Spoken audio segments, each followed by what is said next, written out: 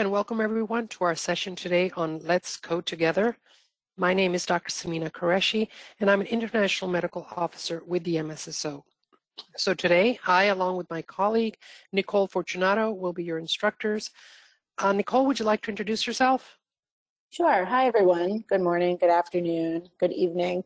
I'm Nicole Fortunato. I'm a clinical associate based in Northern New Jersey, so in the New York City area. I've been working with the MSSO for about a little over a year now. And before that, like all of you, I was in pharma, in medical coding, involved in medical coding and the analysis of data from a variety of different roles.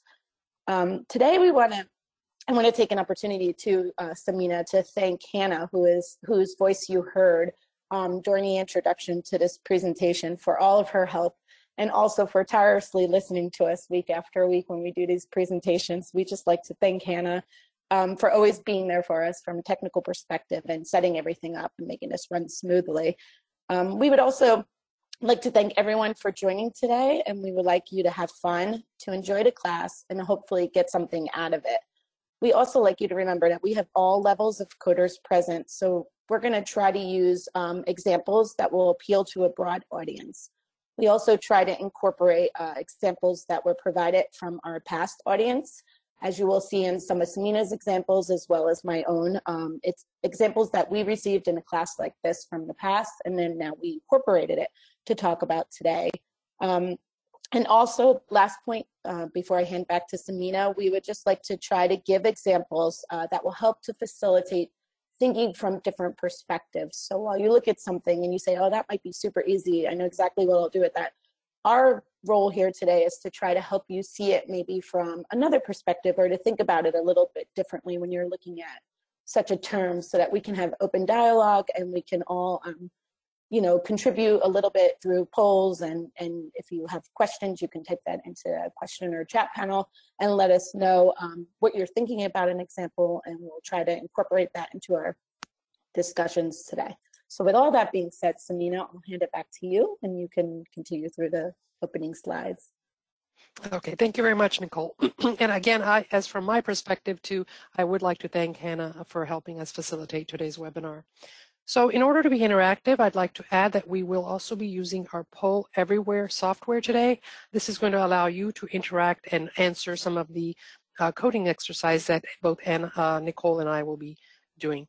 The instructions to join are in the chat section of your GoToMeeting control panel, and they will be there throughout the session for your reference.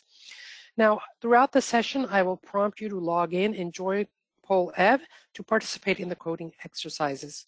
Now, the Q&A, I think, as Nicole has mentioned before, is intended to answer questions about the principles that we discussed today, and it's not meant to present challenging verbatims or challenging coding questions that you have. It's basically to discuss the principles we're discussing today. We have a period at the end to allow you the opportunity to present some of the challenging coding questions you may have, and what we typically do is we incorporate those in our upcoming Let's Code Together sessions. Typically, most of the examples that you will see today are actually audience suggestions. And also today we will be using the web-based browser for exercises, and we have provided a training ID and password temporarily to use for today's session. This is also going to remain in the chat section of your control panel for your reference. This session today is scheduled for 90 minutes, so in the unlikelihood that we don't cover all of the exercises that we've prepared for today, we will carry those over for our next session of Let's Code Together in English, and that's scheduled to be in late October. Okay, so let's move on to the next slide.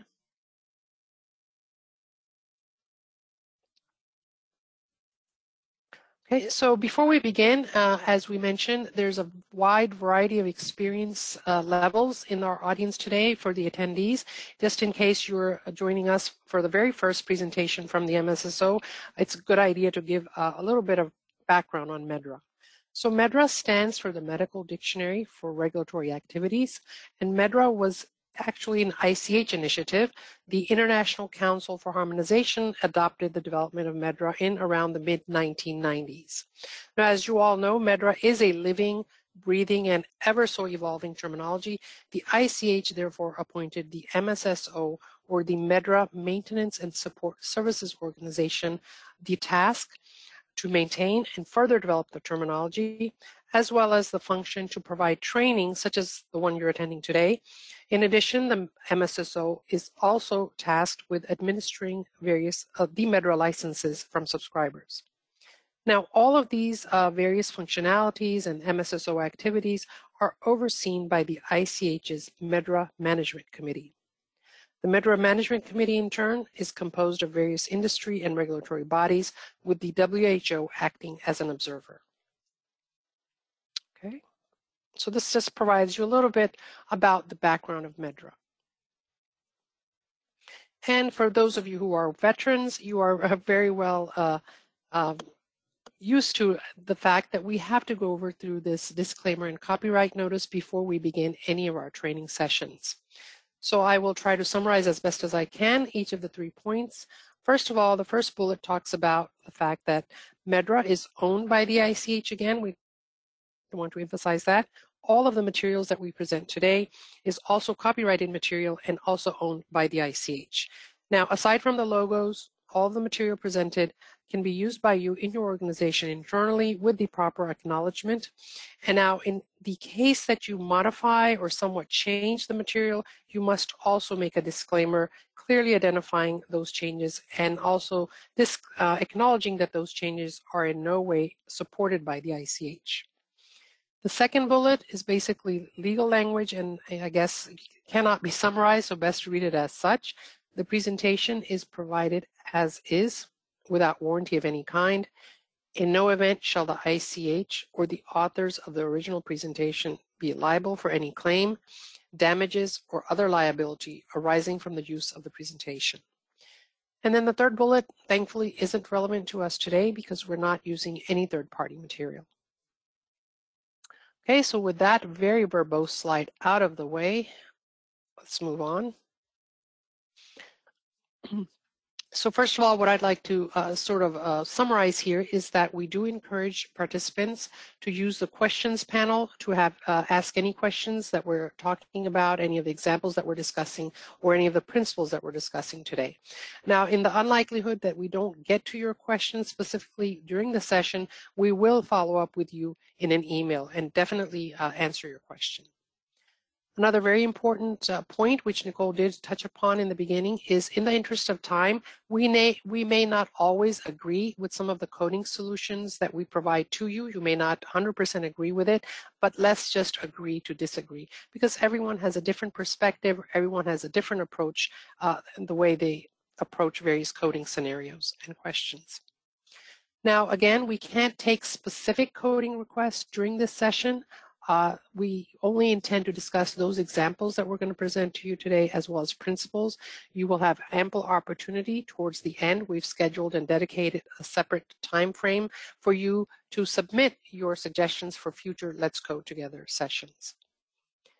Now, also, we welcome your suggestions throughout. You can submit your questions or various comments in the chat section of the GoToMeeting control panel. Okay, so next slide. Okay, so now this is letting you know how to join the Poll Everywhere platform, where you'll be allowed to interact and give your coding answers to the various exercises that we pose to you today.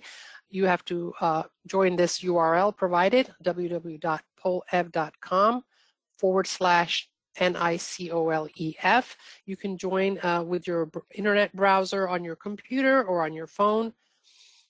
Once you join with that URL, it'll take you directly to the Poll Everywhere platform, and you don't need to enter a username. It'll just directly put you in there. One other point I'd like to tell you is don't feel shy or in any way inhibited to answer, because all of the activities that you perform, any of the answers that you provide are totally anonymized. We don't know who's providing what answer, so no need to be shy. Give it your best guess as far as the answer. Okay, so let's start. In case you're using your camera, your iPhone or your phone, which has a camera function, it's very easy to join Poll Everywhere. Use this QR code to your camera and it will take you directly into Poll Everywhere. Okay, so let's have everyone join. So whatever method you're using, your computer, your phone, please join in the methods that I've shown you. Again, it's in the chat section of how to join for your reference. So let's give everyone a few seconds to join, and then we're going to have an activity for you to answer and participate. Okay, we'll start the first poll. I think Samina, open it up, Yeah. see where everyone is today. All right, so here's the first question. Where are you today? So Nicole and I would like to see where our audience is. It's very important to know. And I can see, Nicole, that the Poll Everywhere platform is functioning. People are able to log in because they're responding. This is great. And this is my favorite poll of whenever I teach a webinar, it's my favorite poll because I love to see where our audience comes from. I love to see that we have a very international audience. I think this is great. Wow, somebody's down in Antarctica. I wonder if that pin was dropped by accident. If not, I would like to be down there with them. Yeah, and I see that we have lots of people from everywhere. Yeah. Oh my gosh, lots of people from Canada, from North America in general. We have a lot of our European colleagues joining us today. I see someone in Australia as well. Yeah, India. Test our geography here too. Yeah, I know. We should leave ourselves little notes. Yes, South America, North America, Canada, Europe, Spain. Very good. We'll give a couple more seconds just to get everyone acclimated with the tool and make sure that you know how to use it, because Poll Ev is going to be a very important feature today, because since we unfortunately aren't in person to do this just yet, this is our way of interacting with everyone. So like Samina said, we would like active contributions from anything we put up in Poll Everywhere. We're going to have some open-ended chances, some multiple choice, etc. So we want to make sure everyone's up and running with this tool. Wow, okay, so I think let's move on to the next question in the poll. Okay, so now the next question basically is you have to type in what role do you perform within your organization. So now we know where you're calling in from or where you're joining us from. What role do you perform?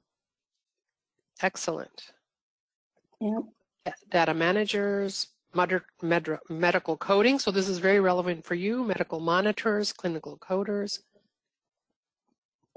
Pharmacovigilance, yeah, post-marketing. Okay, coding consultant, good. Oh, we have a variety, a lot of heavy safety physician, that's great. Data management. Yes, a lot of data managers we know perform medical coding as well, and so do case management and safety and a variety of other roles. Yeah, see, it seems like all of these roles do, in some way, form or fashion, have to do or look at coded, coded material, coded forms, coded data, as well as perform the coding themselves. So it's very relevant to all of these roles that I'm seeing people are joining in as. Oh, PV scientists, that's great, because I know they're heavy on the review and the analysis side of the coding. Drug safety specialist. I'm going to give a couple more minutes, Nina, just a couple more seconds, I should say, and then we'll move on because we want to be conscious of time. But we also want to give everyone a chance to get used to typing in the tool and letting us know what they do. I'm glad we have a wide variety of roles. This is great, and a wide variety of geography as well. People from all over. So makes our pharmacovigilance. Yeah, our pharmacovigilance trainee will definitely gain a lot from here. All right. Okay, so shall we move on and get to the exercise? Yes. Now? Let's get started. Yes. Oh, I wonder what that is. So thank you, everyone, for your participation. Now we know it's working. So before we begin, I'd also like to share with you another facility that you can use, or another Medra tool, the MSSO Medra browsers.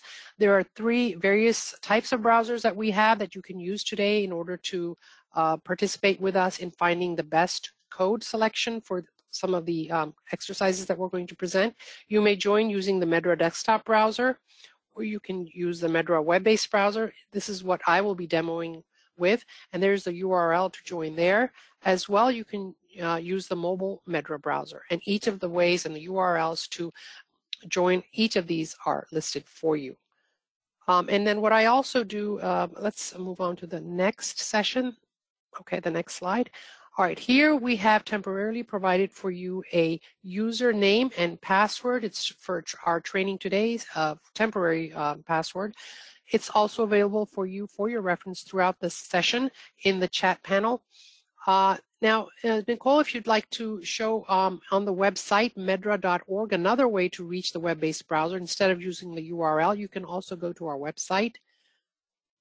There we go, www.medra.org. I went a little quick, so I'll go back.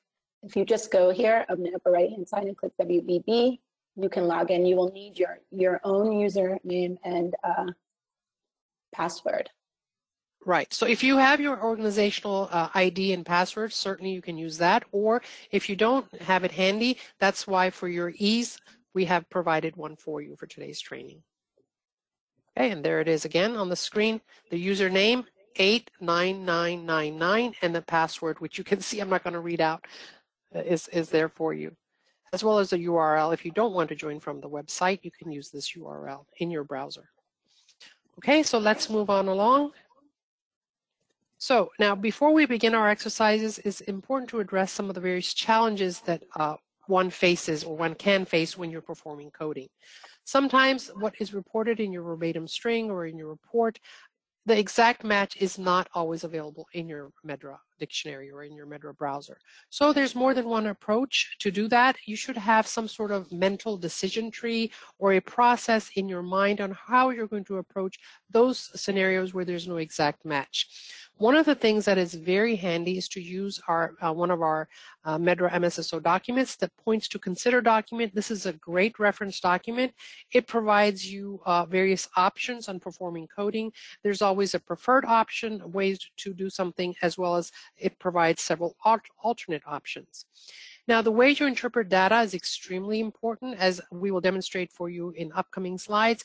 It's always possible that everyone views the data provided in a different way, and the focus is sometimes different for one person versus the other person. Another point we would definitely like to point out is to never assume. Our assumptions should be avoided.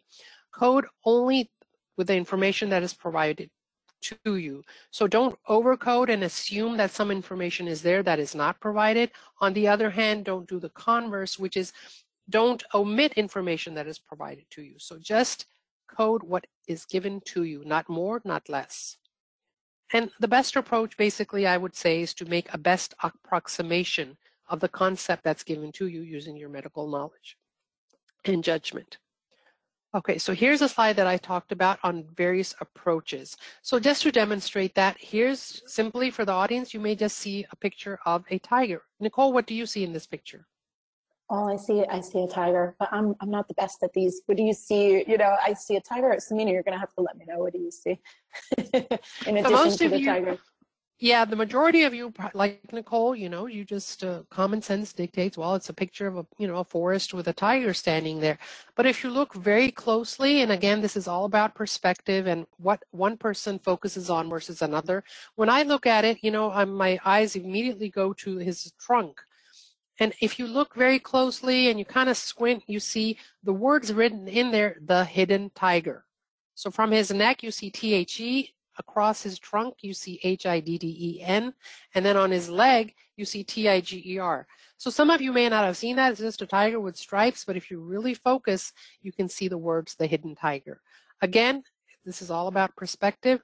And one is not wrong. Yes, it's a tiger. But yes, also, it's also correct that the word hidden tiger is listed in there. So it's all about approach. It's all about perspective. Okay, so let's go on. I hope we made that point. To the next slide about using medical judgment.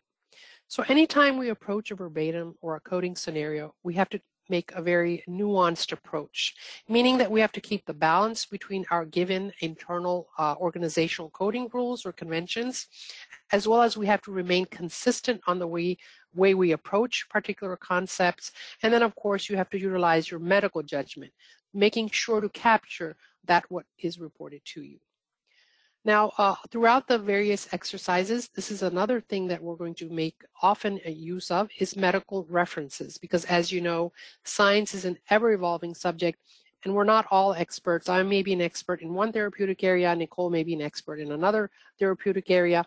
Therefore, oftentimes for those areas that we don't know much about or we want to explore even further details, it's a good idea to refer to medical references. It'll help you understand better what is reported to you and help you better decide which is the best code to capture, the reported verbatim.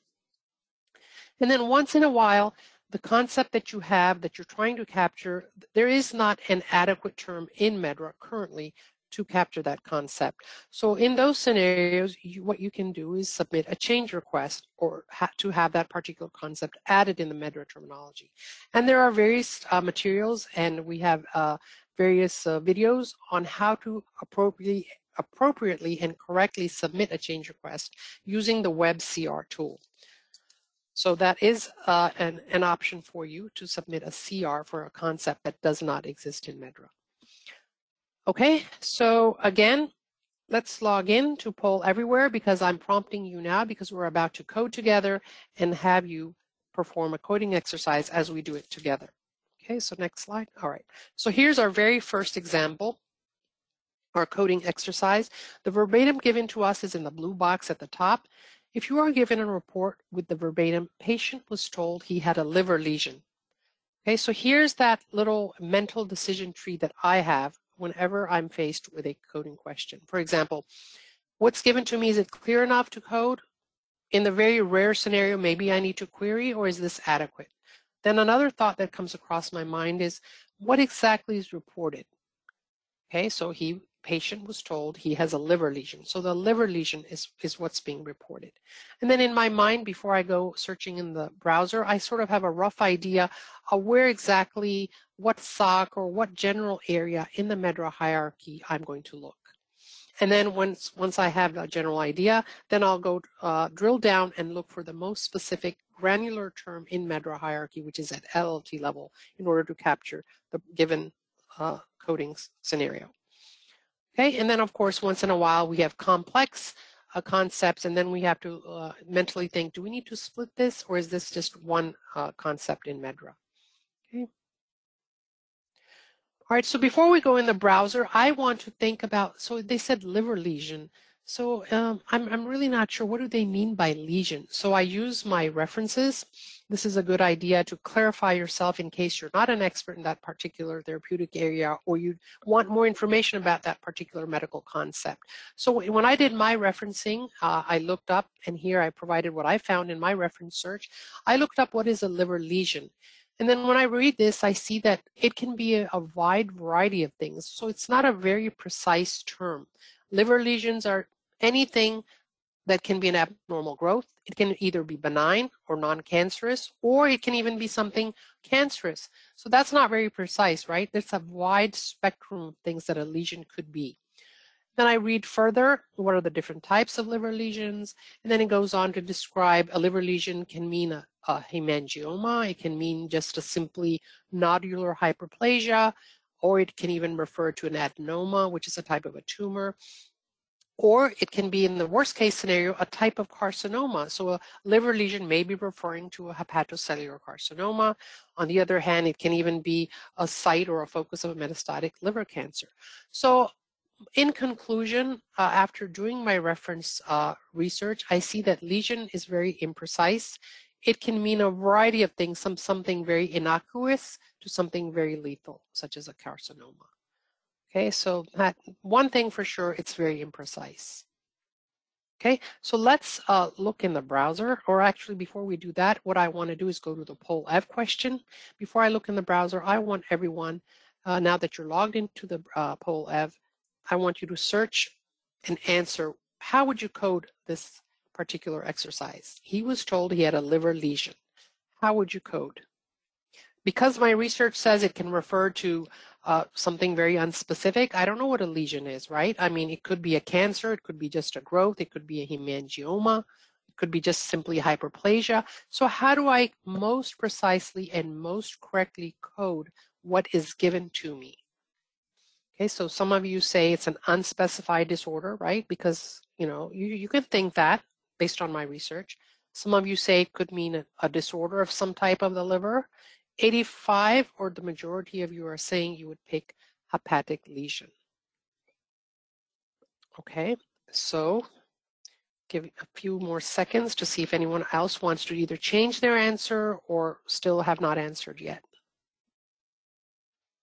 Okay, so this is a wide variety of answers, but it's safe to say that the majority of you are choosing the term hepatic lesion. Okay, so now let's go to the browser and see. Okay, so I'm going to go to my browser. Nicole, if we can bring up the browser, and then we're going to type in liver lesion, just as what's provided to us in our exercise, because that's what's said in my verbatim string, liver lesion. Let's see what I get. Is maybe there's an exact match, maybe not. And I appreciate you changing back to English. Because I noticed earlier I accidentally switched it to Spanish. So we are live here. So, okay, Samina, you feel free to browse and do it. Okay, so I want to check, and I'm going to type in liver lesion because that's what is given to me in my verbatim, and see if there's an exact match. The best idea would be to get an exact match. So in this, for the interest of time, I see that liver lesion is not there, but my browser has automatically provided me with some synonyms. And here we have hepatic lesion. Let me see what that rolls up into in the hierarchy. Okay, so in the SOC hepatobiliary disorders, we have the PT-LLT hepatic lesion. And most of us have enough medical knowledge in the audience to know that liver and hepatic are synonyms of one another. And therefore, the best coding choice that, like the majority of you answered, is the correct answer is hepatic lesion.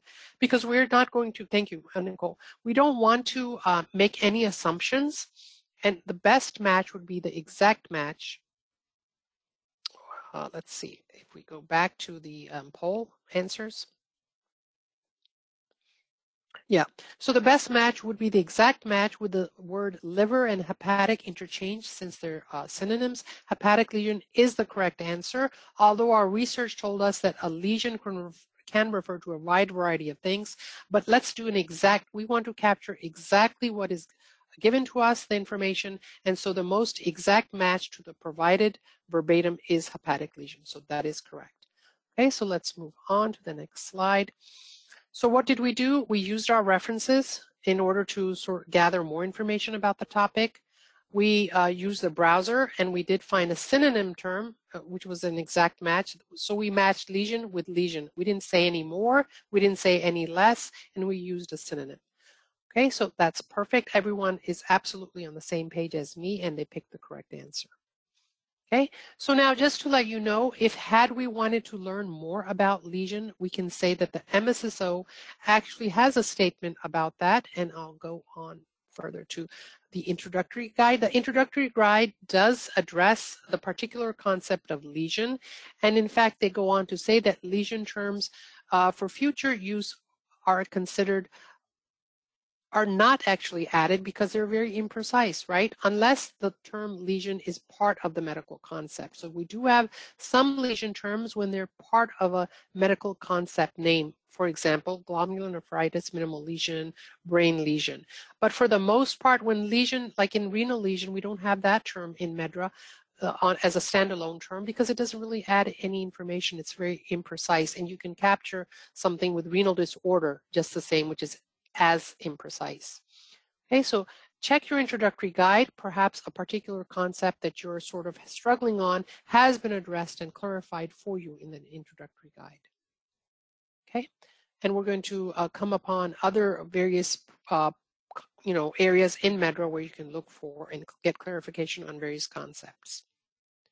Okay, so the correct answer for everyone's clarity is LLT hepatic lesion for this particular exercise. Okay, so let's move on to the next exercise. Samina, before we move on, should we take a brief pause, see if there's any questions from the audience on this one, so we can address them as we go and we don't have to make everyone wait till the end. Is there a question around this particular exercise? We have not received any questions yet. Okay, great, so let's move on to the next one. Okay, here we have example number 2. patient reported dental pain. So this seems simple enough. Again, my mental checklist or my thought process, is this clear enough to code? What exactly is being reported? And then again, I kind of sort of think about, or just to get a general idea, where in the hierarchy or where in Medra will I be looking for this? So most probably I want to look where most of the dental disorders are located. And then again, once I pick a general idea of what SOC to look in, I'm going to drill down to the most granular LLT level to look for the most close exact match term. Okay, so now that I know dental pain, seems simple enough. Let's see the audience. Seems very simple, but when you're provided with all these various coding choices, I'd like to see what the audience would pick for that particular term. Okay. Okay, so now we see that there's a bit of a more variety of the choices that people would choose. The majority so far, about 70% or so, would choose tooth pain. The others in varying numbers would choose, we have an equal distribution almost of dental discomfort, odontalgia, and toothache. So we have people in the audience with all 4 different answers that they think it might be, but the majority says tooth pain. Okay, so let's see if anyone wants to change their choice or hasn't made a choice yet. Again, don't be shy. This is anonymized. We don't know who's answering what, so be brave and make a choice. Okay, so it's safe to say that the majority would choose the tooth pain, LLT. Second in number would be dental discomfort. Okay, so let's see how I approach this. Okay, so first of all, I want to see, if I'm not sure, I want to check my references, and for now, I'm going to check how the medical dictionary defines dental, just in case I'm not sure or I want to get further clarity. Dental, as far as Dorland's medical dictionary, the reference that I used, is pertaining to a tooth or teeth. So dental is synonymous with tooth or teeth because it means pertaining to a tooth. When I check my Medra browser, and this is just a snapshot I want to show you all of a sudden, when I checked the area, I said, well, initially, remember I said, where in the world am I going to check in the Medra browser? Definitely the tooth or the mouth. I'm going to check somewhere in the gastrointestinal disorder SOC. I'm going to drill down further, and there's an HLGT solely dedicated to dental and gingival conditions. I further drill down into the HLT because my verbatim said dental pain, right? So I have an HLT dedicated to dental pain and sensation disorders. Wow, that's, problem solved. But when I look for an LLT, there's no specific LLT for dental pain, right? So let me go in my browser so I can illustrate that for you.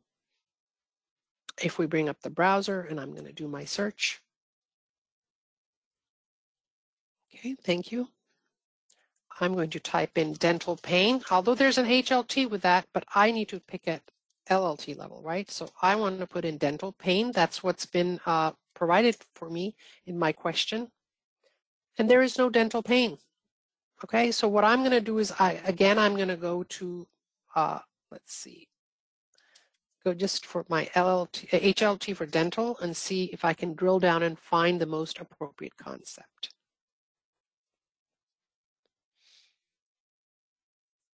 Okay, so here's my dental pain and sensations disorders. I'm going to open that up. Okay. All right, so here my HLT has opened up, dental pain and sensation disorders. Then some people pick dental discomfort, right? In the answers, let me open that PT, dental discomfort. Let me also open up, we did deduce from our research that dental means pertaining to tooth or teeth, so it's synonymous. Let me pick, and it was about tooth pain, right? So toothache is somewhat what we're going towards. And here I look under this PT of toothache, I have tooth pain. Now that my research told me that according to the dictionary, medical dictionary, teeth, tooth, and dental are synonymous, tooth pain is what was reported, or dental pain, I think I personally would choose this LLT, tooth pain. Now, for those of you that chose odontalgia, you're not incorrect because that LLT also resides under the main Medra PT concept of toothache. So those of you who picked odontalgia are not wrong, but to get the most exact match with the reported verbatim, I would choose LT, tooth pain. I would not choose dental discomfort because although that's very closely related, it's a different PT, right? Discomfort is a different PT than pain, and therefore the correct choice, in my opinion, is tooth pain. So going back to our presentation, if we minimize the browser,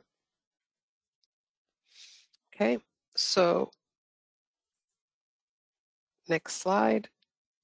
Okay, so again, just to bring home the point, I used my references to clarify what dental means. I used the browser, and I did deduce that according to all of the choices that I was given, the best choice and the correct answer is tooth pain. So now I do expect maybe perhaps some questions around this if it's not clear. Are there any questions, Hannah, around this particular coding exercise? We received a comment on the previous coding exercise, Okay. which I'll read out, and that'll give people time if they have any questions on this one to write those in. The comment is, though the word lesion provides info that it is a structural abnormality, renal disorder could be lab/function issues. Yes, so we know it's not a lab because of the way it is structured in the hierarchy. So let's, can we bring up, their point is absolutely right, that the renal disorder could mean there's something wrong just because of a particular lab in the kidney, but the way the disorder is structured, Nicole, can we bring up the browser so I can show them where renal disorder is in the hierarchy? Yes, thank you. Okay, so if we bring up renal disorder,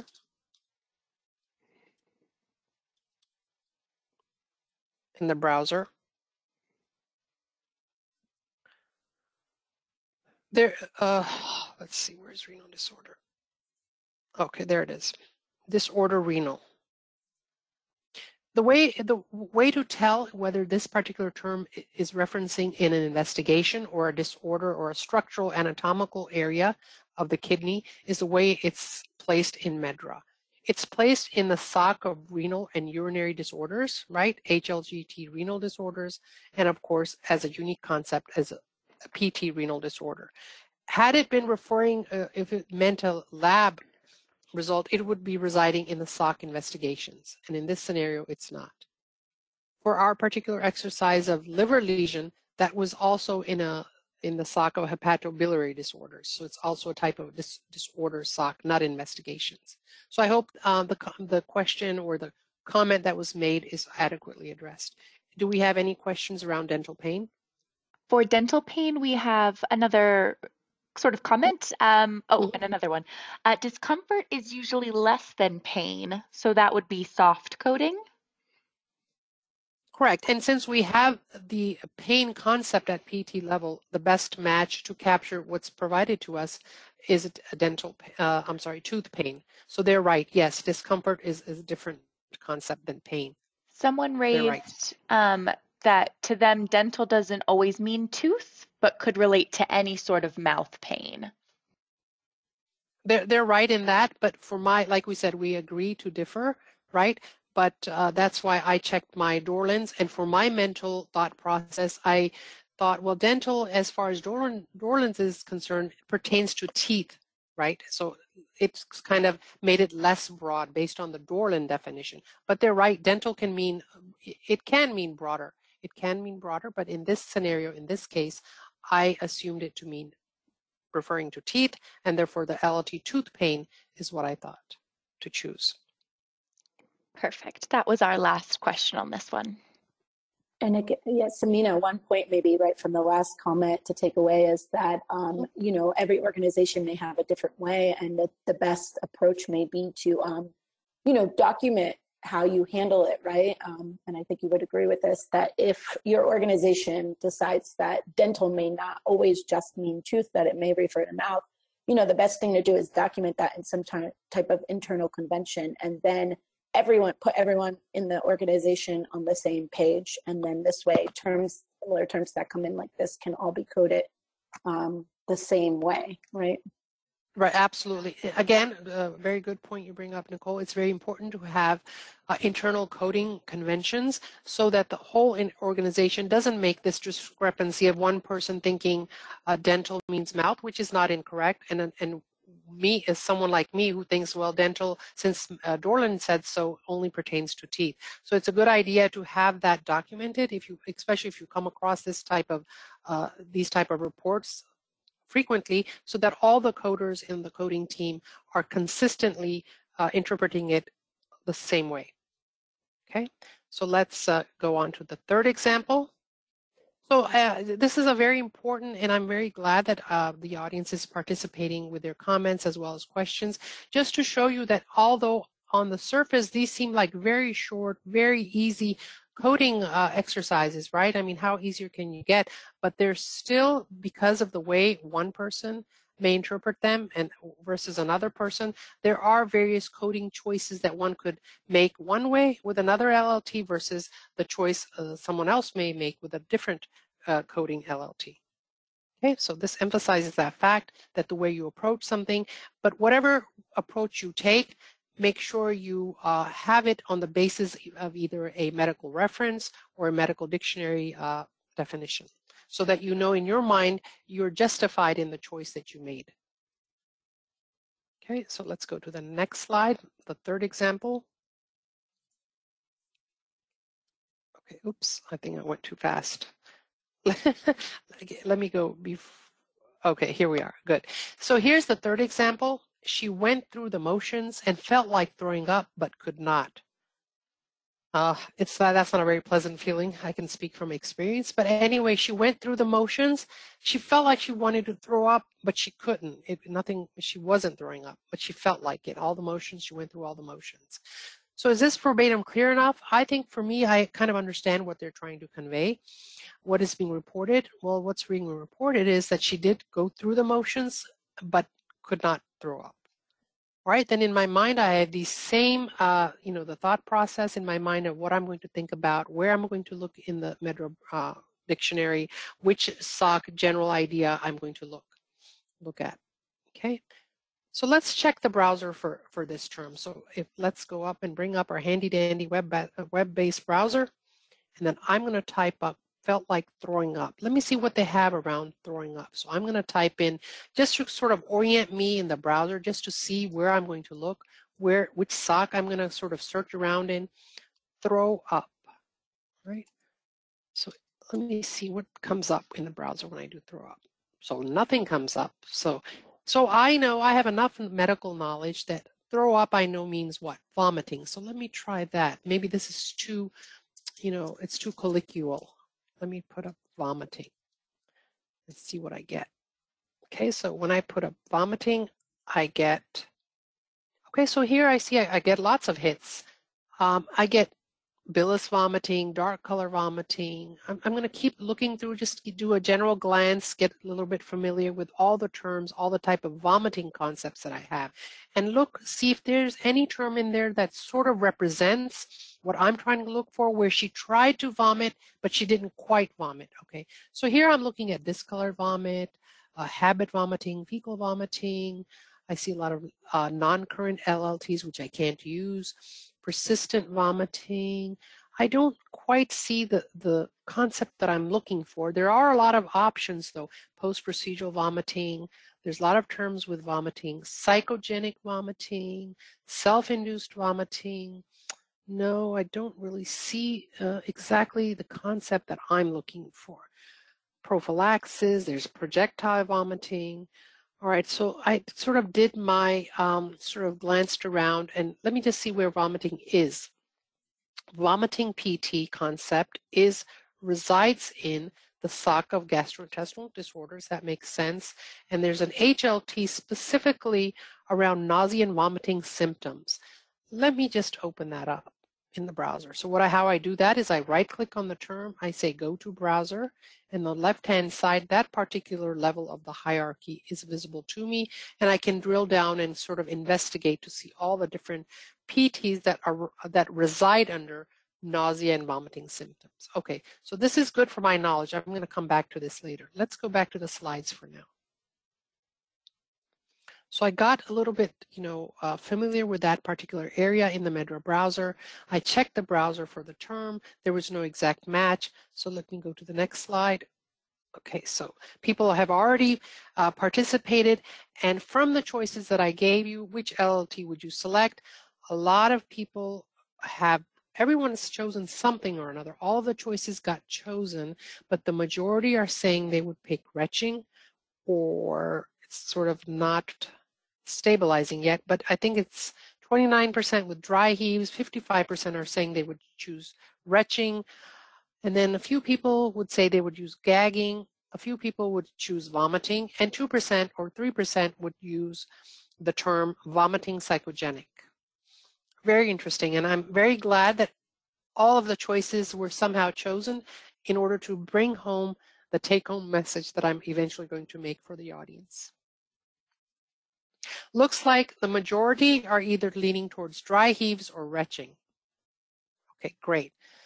1 or 2 more seconds to let people who are still pondering to make their final choice. So go ahead and choose which LLT or LLTs you think you would pick. Okay, so let's go back to the slides. Next slide. Okay, so because I didn't know exactly, is there a term in medicine that perhaps represents that concept of where you feel like you go through the motions of trying to vomit, but you don't quite vomit? So I'd used a reference, and here's a snapshot of what I found in my reference, which is very relevant to the question I had in my mind. And just for benefit of time, I'm only going to read out that portion which is relevant for me. The experience of gagging without throwing up is called dry heaving or retching. So this is exactly the type of information that I was looking for, and this has confirmed my suspicion that dry heaving or retching, it refers to where you go through the motions of vomiting, like you're gagging, but you're not throwing up. So there's a particular term for that. It's called dry heaving or retching. Okay, so that really solves my problem in my mind that I had. It clarifies for me. And so I'm going to go in the browser again and pull up my browser, the search that I had performed before. Okay, so before I had opened up the HLT of vomiting. Okay, let's see. Vomiting. Okay, and I had opened up that HLT because I was looking for, similarly related concepts. It opens up for me on the left-hand side. Let's try it again. I highlight it, right-click, go to browser, and that particular, there it is. It should open up for me. And for some reason I don't see it on the, okay, there it is. Okay, so I want to open up that HLT. Nicole, do you think you can try? I can't open up that HLT on the left-hand side in order to see all the PTs under that particular. It's not opening up. Yeah, for some reason. Let's use, here we'll go over to the handy. Oh, there it is. We'll use this browser. Vomiting.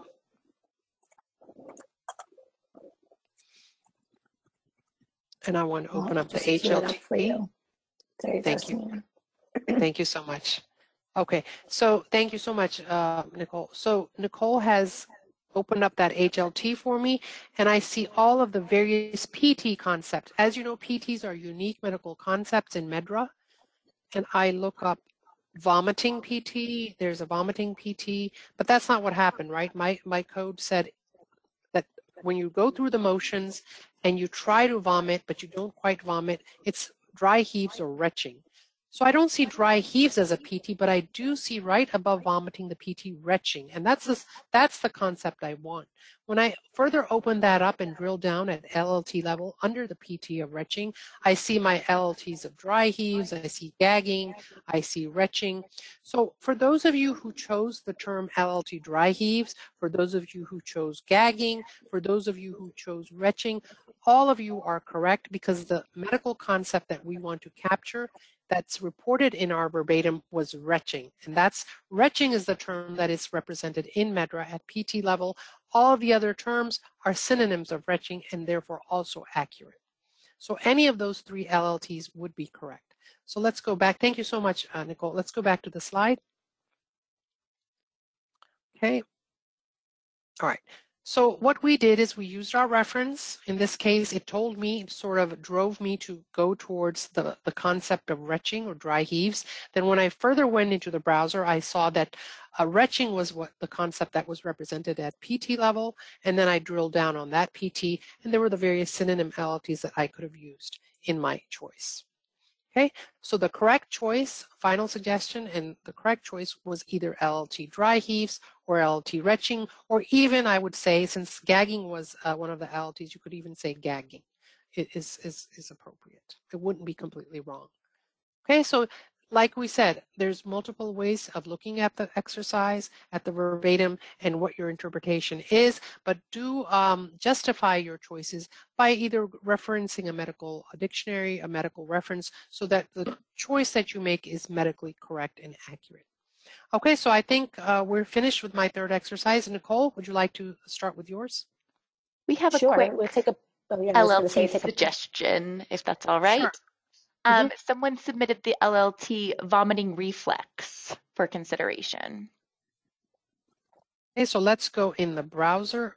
Oops. Yeah, let's go in the browser. Vomiting reflex. Let's see where that resides, and then we'll tell you why that would not be correct. Vomiting reflex. Okay, let's see where that is and see what PT that resides in. So vomiting reflex, to start off at the bat, it has, if you will notice, it is a LLT under the PT of vomiting, and there are several reasons we would not use that LLT. First of all, it's a non-current LLT, and we can tell that because there's a red box around that particular LLT, and it's in red. That signifies that that particular LLT is a non-current LLT. It did exist at one time and was available for coding, and it's still there for legacy purposes, but because it's non-current, we cannot use that for coding now. Another reason we would not use that LLT is because it's under the PT of vomiting. And in our verbatim string, it said she went through the motions and she tried, but she did not vomit, right? So vomiting did not occur, right? And the PT is vomiting. So instead, what happened, based on our research, what happened is we chose the unique medical concept PT of retching, and that's why that was correct, or any of the various synonym LLTs under that was correct. So this would be an incorrect LLT to use because of two reasons. It's non-current and it's under the PT of vomiting. So thank you for that question. Brought home several other take-home messages. Thank you. Okay. Any other questions around this particular example? That was it. Okay, thank you, Hannah. All right, Nicole, floor is yours. All right, great, thank you. Okay, let's get my slide up. Okay, so my first example, we're going to start a little complex example of a patient with a history of colon cancer is now presenting a secondary primary cancer caused by treatment. So again, I asked the same types of questions that Samina asked through her examples. Is it clear? What exactly is being reported? What would be the most appropriate LLT? Should this term be split? And even go a step further to ask myself, when I see something like this, like a more complex verbatim that comes in with more than, say, just one piece of information in it, should this term be coded in separate fields? That's especially important, in the clinical side of coding, where you may have to consider what fields to put a term like this in if it reported in adverse event, medical history. So let's break it down a little further. So a patient with a history of colon cancer is now presenting a secondary primary cancer caused by treatment.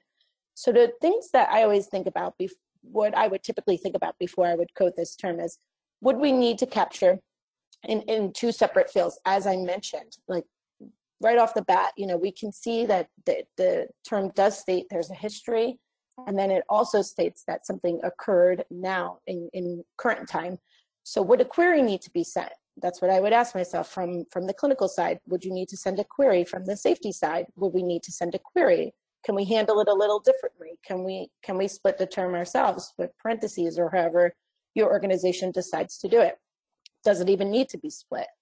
So do we need to know what the secondary primary cancer is? Is that an important piece of information that's missing?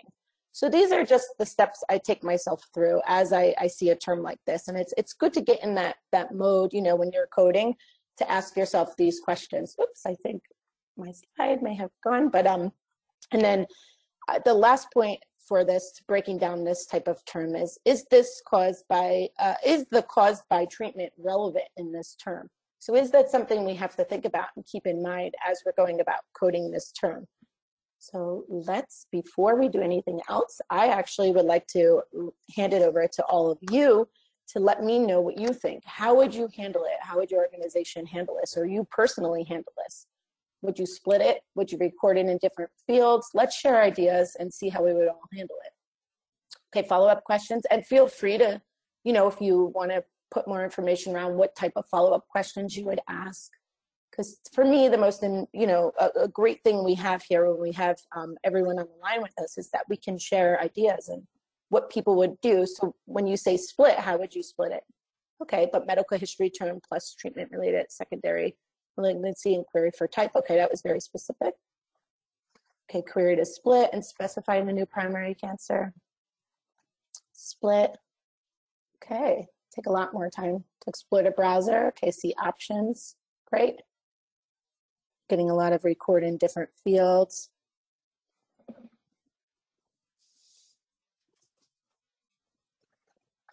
Yeah, and let's keep these responses coming while we think about all the previous questions that I kind of raised to everyone.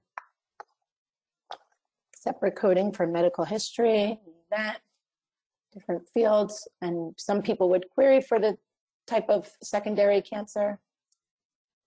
Aggravated term, that's interesting. If someone wants to provide what type of aggravated term they would use, that would be great. Nicole, would you mind clarifying what the term, what you mean by split? There's some questions about what that means. Oh, so would you split this term, meaning would you query to have the term split, broken down into, say, colon cancer, or, you know, just have the term split into more than one term for coding? So instead of coding as one big term and putting everything in one bucket. So see here, we'll split into colon cancer and query for the specific type of secondary cancer. So that's what's meant by split. So there are different ways, you know, you can split code. In clinical, query must always go out. If a term like this would ever to be received. In safety, you know, you can query to have it, or sometimes, you know, systems allow case management or whoever will be doing the coding to actually record into different fields themselves and have it split that way. So see medical history and event section. Okay, so with that, I'll give another, well, actually move on, because what I'm going to do is, now that everybody gave great suggestions for what they would do, colon cancer is medical history, it's great. Query to split medical history and secondary primary cancer AE, and then post-procedural complication. It's an interesting one as well. It's good to hear all the different viewpoints on how people would handle this or what they think. And it will be interesting to see if anybody changes their thoughts at the end. Treatment related. Okay, so with that, with the suggestions that come in, I'm now going to give you a little time to browse on your own. So before we do our poll to see what a multiple choice poll to see what answers everyone would choose, I want to give everyone ample time to be able to browse. And I'll put up the poll while you're browsing, but I want to make sure, you know, people had time to actually go through the browser, get to the browser, and then. Okay, so here is the poll that we will be, that's related to this question, to this term. So the choices are, would you code colon cancer, secondary carcinoma, known primary, secondary primary malignancy, a combination of A, B, and C, a combination of A and B, or none of the above? So let's see what kind of answers we get. Looks like currently none of the above is in the lead. We'll see if it stays that way. I want to give, and remember, use your browser search while you know, you're responding to the poll. I'll give a little more time here.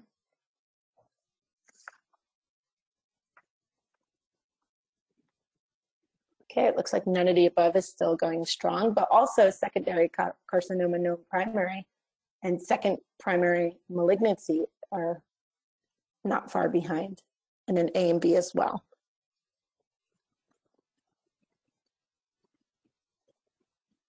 Okay, we'll give another couple seconds.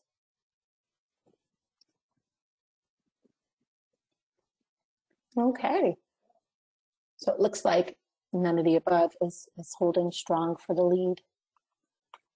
Okay, so let's see. Now we're going to go to our final suggestion. So a patient with a history of colon cancer is now presenting a secondary primary cancer caused by treatment. My final response would be none of the above. And the reason being is I would have the LLT split out, or the term split, to have a patient with a history of colon cancer capture that colon cancer in the medical history field. I know a lot of you commented on that in the open-ended portion of this exercise. And then I would code the LLT of treatment-related secondary malignancy and as the adverse event that's happening here. And I just want to show something in the browser related to that. If we go and we look up treatment secondary, oops, I have to spell right, treatment-related secondary malignancy, and we right-click on it and we go to the browser, we actually see that it falls under secondary primary malignancy, which actually fits very perfectly for this term. And that is why in the multiple choice portion, I did not choose secondary primary malignancy as an option for an LLT, because it did say in the verbatim that this was caused by treatment. It specifically stated that caused by. I mean, if you go back to the beginning when I first put up the exercise and I asked the question, is the cause by treatment important here? Well, you can see that we do have a treatment-related secondary malignancy. So it comes into play here when we're picking our final verbatim LLTs for this. So with that being said, Hannah, do we have any questions around this? Any additional questions, I should say? The only question that we else got was split, if not already, a disease under study for colon cancer oncology trial. That's a good point. See, excellent. That's why we like to have these Let's Code together and have everybody participate, because that is a good point to make. Because a lot of people, you know, a lot of companies are working with oncology and oncology treatments. And a lot of times the disease under study, so if it is a colon cancer trial, then you wouldn't need to obviously code that piece of information unless it was a progression of the colon cancer or it got worse in some way. So that is a very good point to make. However, if this term were to come in and you aren't, this isn't a colon cancer trial, or it's not, it wasn't a term that came in for a colon cancer drug, then it would be important to capture that colon cancer as well. So that is a very good point, and I thank whoever raised that point, and I appreciate the feedback. So it's a good chance to make an additional point on the term. And again, that's organizational specific.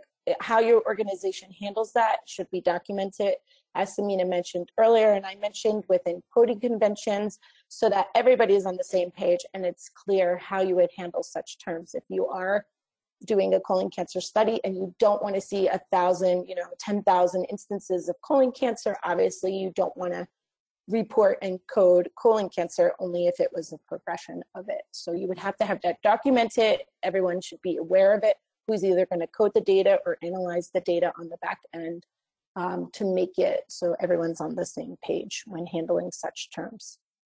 Are there any other questions? Nothing else has come in. Perfect.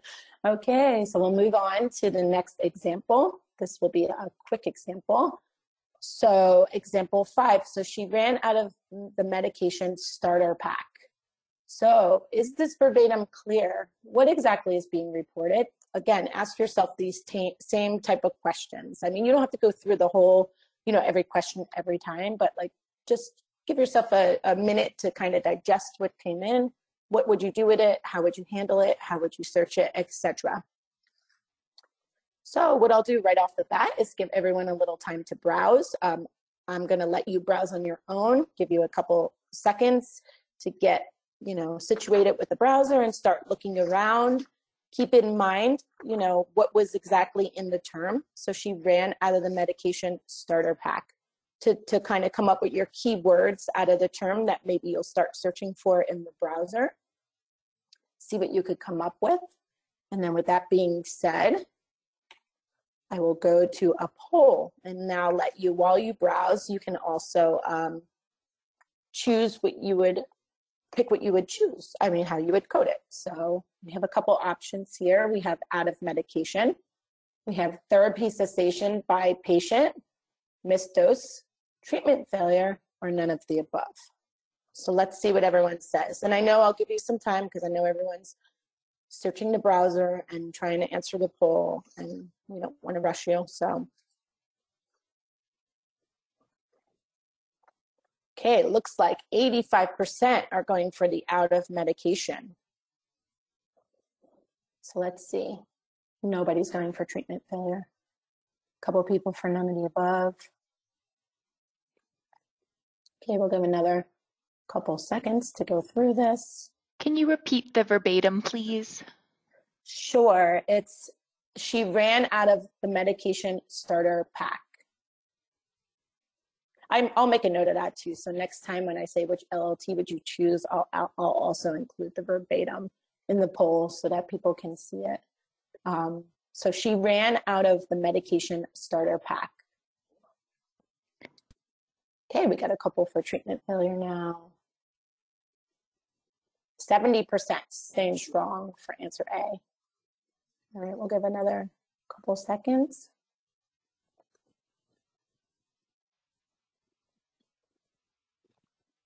Hannah, while they're doing the poll, are there any other comments or questions or anything yet, or no? 2 people have submitted the LLT. Patient ran out of medication. Okay. Okay, so we're doing none of the above. Okay, so with that being said, we will go to our final suggestions. So she ran out of the medication starter pack. So again, the correct response would be none of the above. And the people who submitted patient ran out of medication are correct. And let me show you why out of medication is not viable in this situation. So the LLT out of medication, I'm going to type it in here so we can pull it up. And as you can see, as would happen earlier with one of Samina's examples, it has a red box around the LLT. That means that this term is currently non-current. So an alternate LLT would have to be used, right? Because when we're coding, especially in drug safety and in clinical as well, we don't want to code to non-current terms. So let me actually pull up the history of this term. So I'm going to right click on out of medication. I'm going to open the history. It opened on my other screen, so let me pull it over and we're going to take a look. So as you can see in version 25, we're non-current here. So this term it was current in an older version, 17 and 17.1, and it became a non-current in version 18. So the point I wanted to make, the key takeaway here is that you can see if you type in out of medication in the current version of the browser, you'll get your correct response, right? Patient ran out of medication. You'll have something to code to. It won't be that big a deal. You won't have to sit and put it to an ambiguous term until you wait for something better to come out, the next version of Medra. However, the key takeaway I wanted to make here is if you are working on a clinical trial that is still on, say, a long ongoing clinical trial or in drug safety and you just haven't up versioned for whatever reason, and you're still on back versions of Medra, this term may be missed because as you can see, it was current in 17 or 17.1. But if you are working in version 18 of Medra, and now you can use this across the board, it doesn't just have to be for out of medication, but this is like a general key takeaway for any type of term, that if a term, say, became non-current in version 18, and you went to go use it, you wouldn't be able to. So at that point, the out of medication became non-current. And let's take a look at when patient ran out of medication became current. So as you could see, that didn't become current until version 25. So in between version 18 and version 25, you would have to kind of find somewhere to put this term. So you would have to kind of, come up with a convention or a guidance on how you would like maybe a reaction, on a valuable type term or, a general type term to put it to. So it's important that you take note of this and just a little, upversioning kind of disclaimer why it's so important to keep your Medra dictionary current and use the most current version, because to avoid situations like this where you may have that interim or something may not be available with current, non-current, type of terms. And as you could see, when out of medication was current, it did go to a therapy cessation type term. And then now patient ran out of medication goes to a product use issue, which is much more general type term, because just because they're out of medication, right, doesn't necessarily mean that they stop therapy altogether. So just some key things to keep in mind, why it's important to upversion, how you can run into something where one trial's on one version, on version 18, they may not have the term available to them. Then another trial is on version 25 and they may have it, or again, safety's on one version, the clinical trials on another version. I know types of terms like this don't come often in clinical, but you never know. So it's just best, to keep these points in mind, these key takeaways. So with that being said, are there any additional questions, Hannah, around that term? Yes, we have two. Our first asks, would it be more appropriate to query what the result was when the patient ran out of medication? For that, that would be, that would be organizational specific. I would say, since to me, the term is straightforward. She ran out of medication, starter pack, patient ran out of medication. It's pretty straightforward. I would not personally query it, but maybe your organization is interested to know what happened when the medication did run out. If that's something that your organization decided they need to know and you have it in your internal conventions, I would say then query it. If not, I would say, patient ran out of medication is sufficient, and it covers what is being reported verbatim and what we have available without inferring anything, because we don't know if anything actually happened, or if they could have ran out for maybe 30 minutes. We don't know. So, okay, next question. I think that you said there were two, right? Yes. We have one that asks, why wouldn't we use missed dose? So you can, again, it's pretty straightforward here. It specifically states in the verbatim, she ran out of medication, and the LLT that we have available in current version of Medra is patient ran out of medication. So I think, it's a pretty solid match there, where it's almost like 100% of what's being stated. Now, missed dose, I'm not going to say that that's incorrect, but I'm also not going to say that that's correct, because that's inferring that the patient actually missed a dose. So she may have run out. Maybe she got the medication before she needed to actually take it on the same day. We don't know. All of that would be inferring, that she missed it. So with that being said, I'd say stick to what's reported. If for whatever reason, like I mentioned, if your organization does need more specifics around what actually happened, did she miss a dose? Did something occur because she missed a dose, like an adverse event, and you want to follow up, and that's part of what you do with internally, I'd say then, go for it. But I would definitely check your internal conventions and make sure, and try, like we stated in the beginning, Samina does go through all that coding information in the beginning just to give reminders. And one of the most important reminders is try not to infer. I know, we all have that in our brains where we look at something and we know what may happen as a result of it, but we have to try to take ourselves out of that and kind of, just go by what we're given and keep it as simple as we can, even if we're dealing with something a little more complex, if that makes sense. And that's kind of a great way to handle, coding. So. We received final comments on this one. Yeah. Someone said missed dose can mean the patient just forgot to take a dose, not necessarily ran out. So kind of what you were just saying, Nicole. And then we had someone write, why did they run out? Is it a medication error or not? This is potentially important for PSURs, etc. I'm not sure I know what that acronym is, but yeah, the periodic safety update report. So, because they monitor special situations and things like that. But again, if you need to, like we said too, you know, everybody handles things a different way. And if you are on the safety side and you need to know why the medication ran out, was it that none was available? Was it a pharmacy error? Was it the patient was homebound? They couldn't get the medication for whatever reason, something happened, you know, then definitely I would suggest sending a query and checking internally what your organization recommends is most important, because I don't represent your organization, so I don't know, you know, what kind of conventions you have in place.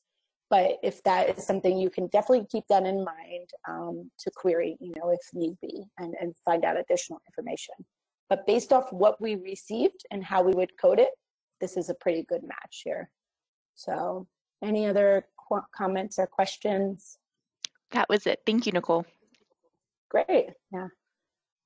Okay, so we'll move on to my next example, and I'm conscious of the time here. I know we have 15 minutes left, so I think we'll get through this example, maybe one more. We'll see how this goes. But the next example is, so patient experienced a rapid recurrence of psoriasis flares after stopping medication. Okay, so again, think of all the questions we always ask. I know it's probably annoying to keep hearing the same questions, but it's so important to kind of think these things through when you see a term like this. So what should be emphasized in this term? So the patient experienced a rapid recurrence of psoriasis flares after stopping medication. So there's a couple key things there. A rapid recurrence happened. They stopped their medication. So keep these things in mind as we go through.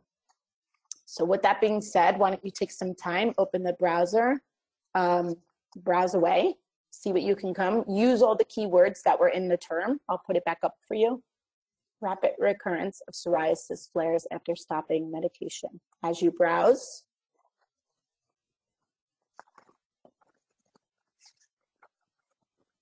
give you a little time to browse. And with that, I'm going to put up the poll, and I'm happy to see that I did include the verbatim in the poll this time.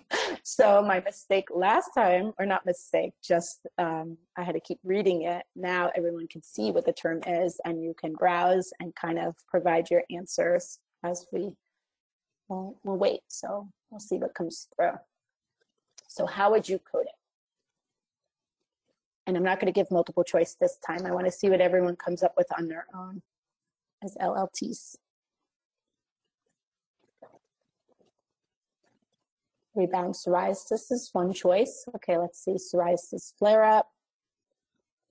See what we get.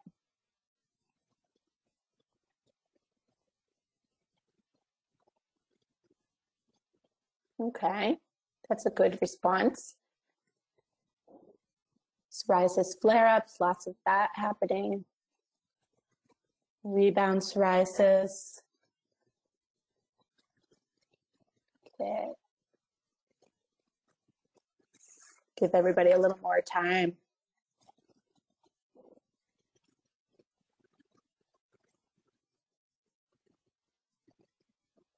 All right, so psoriasis, and remember, again, you can use your browser and your trusty Google, you know, if you, or any of your medical references that Samina mentioned, Dorland's, you know, to check and see, you know, what would be considered rapid recurrence of the flares. Rebound, we're getting a lot of similar responses from everyone. So I'm going to give everyone, you know, another couple seconds. I don't want people to feel rushed while they're responding.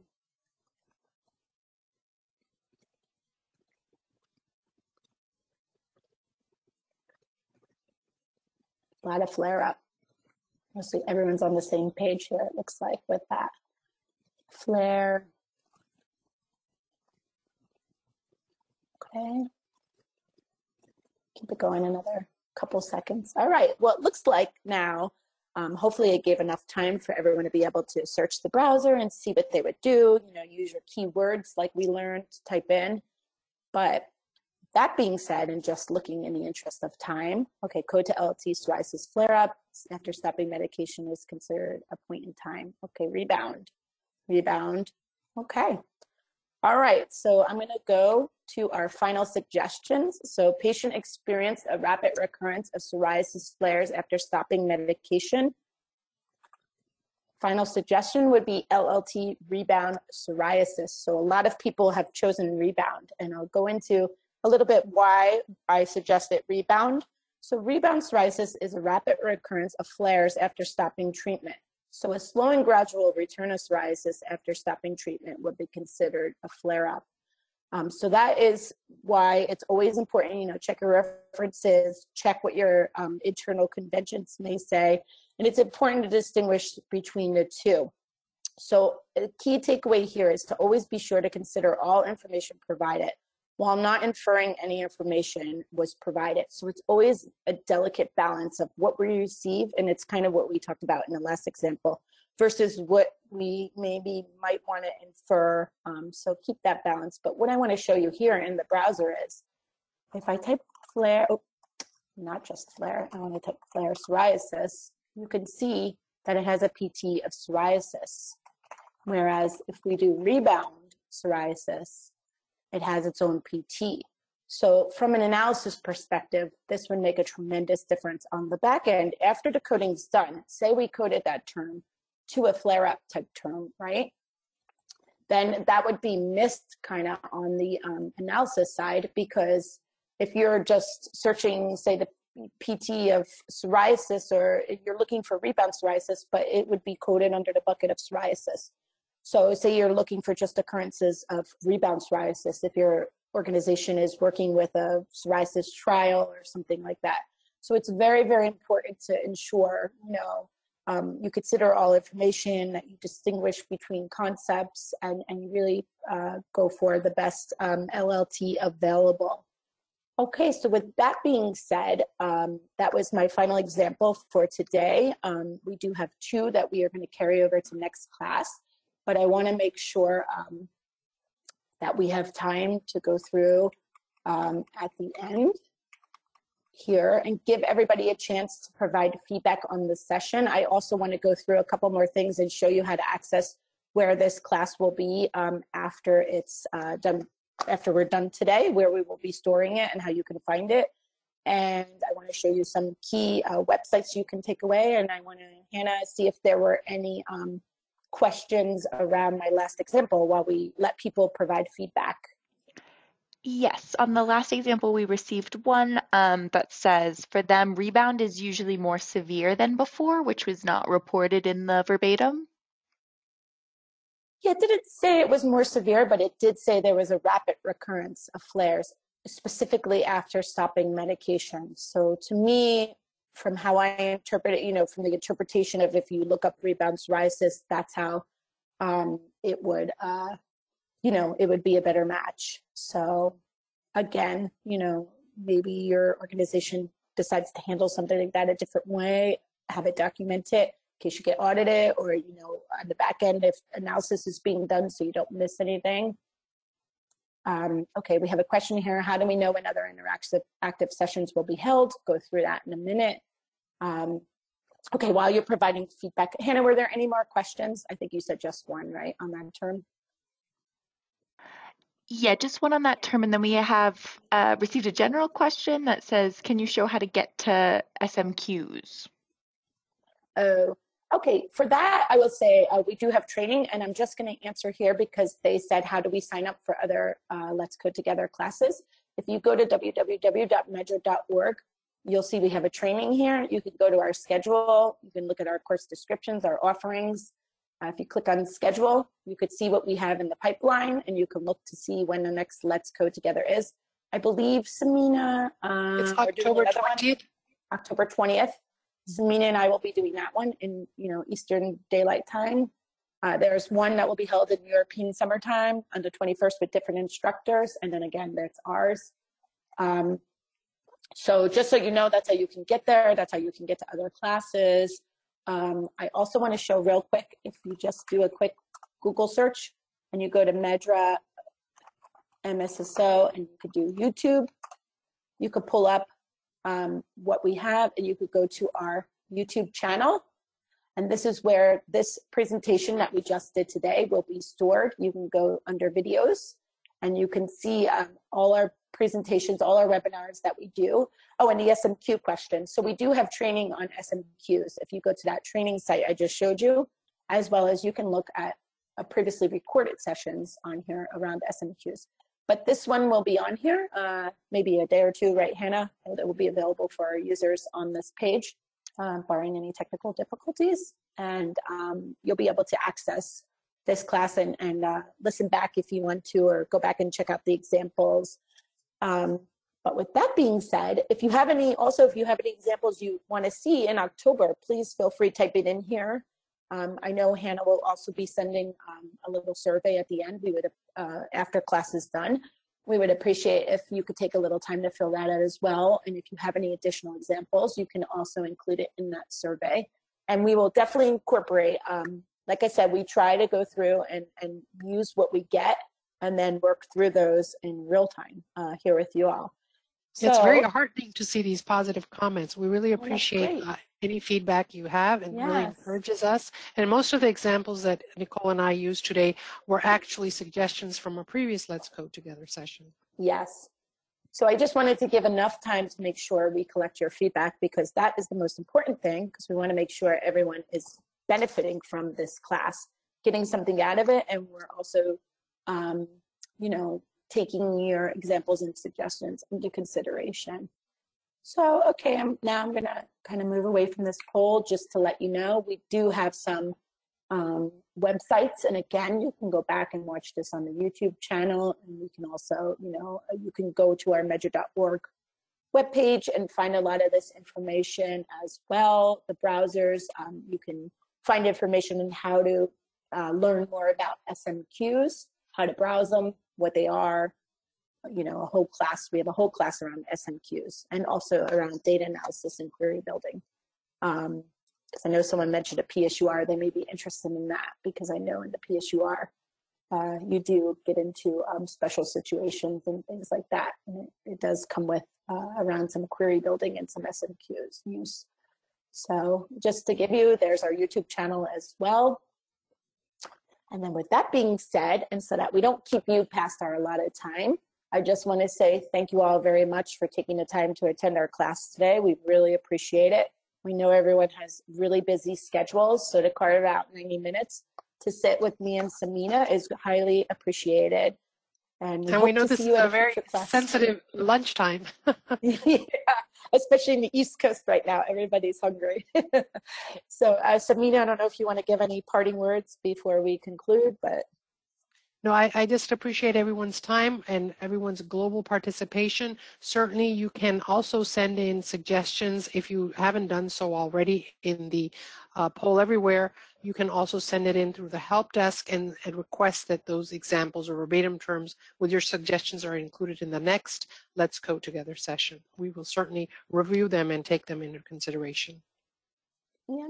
So again, we thank you all. We wish you a great work week and a happy, healthy end of summer for everyone who's in the Northern Hemisphere. And for those of you in the Southern Hemisphere, getting ready for summer soon. So we'll speak to you all hopefully at a future webinar. Thank you, everybody. Thank you. Bye-bye.